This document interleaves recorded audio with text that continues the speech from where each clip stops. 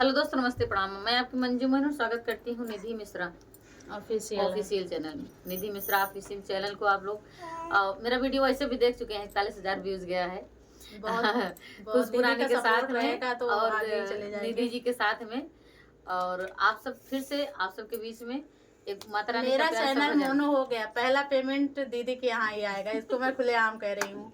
दीदी को मेरा या सबका प्यार है, स्नेह है। छेना टप वाला दिल्ली आएंगे, वो सूखा वाला नहीं। छेना ना है, हमारे सुजानगंज के आइटम पर मशहूर है। ठीक ठीक ठीक। तो हम प्रतापगढ़ के अपनी मिठाई लाओ ना, छेना। इनका मिठाई जरूर मिल जाए और कुछ प्रतापगढ़ का मशहूर है छेना। इतना मिन्नत करते मिठाई में खा। हाँ सही बात है भाई। और दीदी आपको क्या खाना है? प्रेम से कह दिए हम लोग, हम खा लिए, समझिए। लेके आएंगे। तो आइए प्यारा सा माता रानी का भजन आप सबके बीच में, आप सब फूल बाज करके वीडियो देखिएगा। ऐसे ही अपना प्यार दुलार आशीर्वाद निधि दीदी को दीजिएगा, खुशबू रानी के साथ में। हम लोग बार बार आए अपने बहनों के पास जी, यही प्यार आप सबसे चाहिए। तो सुनाते हैं माता रानी की पचरा है। कृष्ण की बहिनिया भैली विंध्याचल भवनिया, हे मयरिया हमरी ना, हे मयरिया हमरी ना, कहिया देबू दर्शनवा, हे मयरिया हमरी ना, कहिया देबू तू दर्शनवा, हे मयरिया हमरी ना।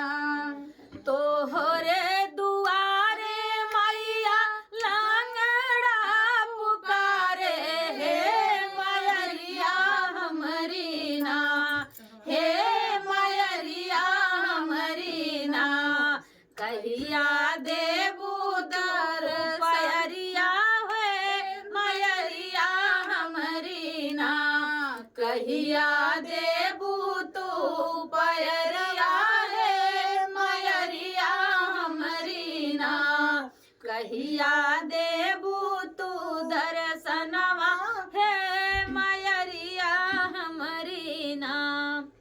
तोहरे दुआरे मैया आनधा पुकारे, हे मयरिया तोरी ना, हे मयरिया हमरी ना, कहिया देबू तू नयनवा, हे मयरिया हमरी ना, कहिया देबू तू नयनवा, हे मयरिया हमरी ना, कहिया देबू तू दर्शनवा, हे मयरिया हमरी ना। तोहरे दुआरे मैया बाझिन पुकारे, हे मयरिया हमरी ना, हे मयरिया हमरी ना, कहिया देबू तू बलनवा,